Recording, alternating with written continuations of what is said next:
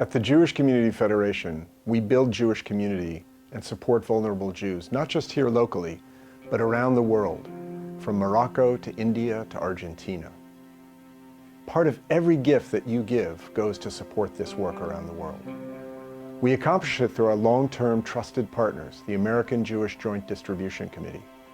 In fact, a group from the Federation recently visited with them on the ground in Odessa, Ukraine, to assess the work and gauge the impact.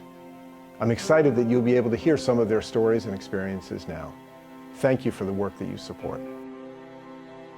I think the single biggest thing that struck me about the Jewish community in Odessa was what a small but mighty Jewish community it is.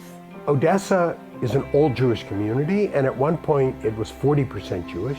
A lot of them live in very disparate conditions. They've been crushed by history over and over again. I mean, obviously oppression before the war, then the war and the Holocaust, and then the Soviets. The average income that someone lives on is $200 a month over in Odessa. We're talking about people that do not have enough money to buy food or medicines. They have to choose. We had occasion to go to what is called a warm home. The purpose of the warm home is to gather people together who have some similar affiliation. They're called warm homes because the idea is just to remind them of what it used to be like when they had an intact family. So we went to a warm home filled with Holocaust survivors. It's somebody's home, and a group of 8 or 9 Holocaust survivors came together. They were gracious enough to share with us their incredibly compelling and moving stories. Stories that are just very hard to believe. They're so horrid. You know, when we were in that room together, they all experienced the same thing they felt. They all went through it together, and they were there giving their story about what they went through. I think what was the most touching was that our contribution allowed this group to meet weekly and be together and serve as a resource for each other, and how little it takes to change the day-to-day of their life. So we had a chance to see a JCC.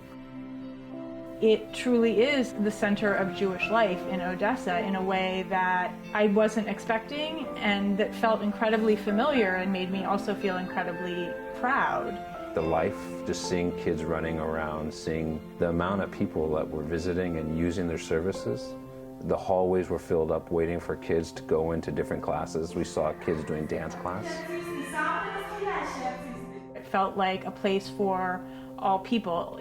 You wander into the lobby and there are, elderly people sitting there reading a book and drinking their coffee. You see lots of folks who are trying to figure out for themselves what being Jewish means. You can see that it's all about the community, and they need to be together and to have a real life with Jewish identity.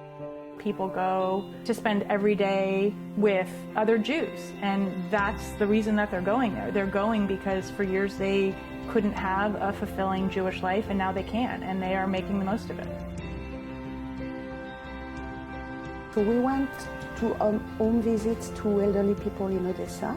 We visited a woman who is bedbound. She hasn't been out of her bed for 5 years. She broke her hip and she couldn't get a hip replacement. And every day a woman comes by for a couple of hours to help her get up, help her wash, make sure she has some food. The care that's being provided in partnership with the JDC is truly amazing. It's life-saving. All this woman cares about is saying thank you for the little bit she gets from us. The care that we're providing is the difference between her being able to live and survive and not. I think it is a very Jewish thing to take care of each other. One of my biggest takeaways from the trip is just how far our gifts are going over there, how meaningful they are, how many people they're touching. I think that donors here, cannot realize how the money that you give there makes really and literally the difference between life and death.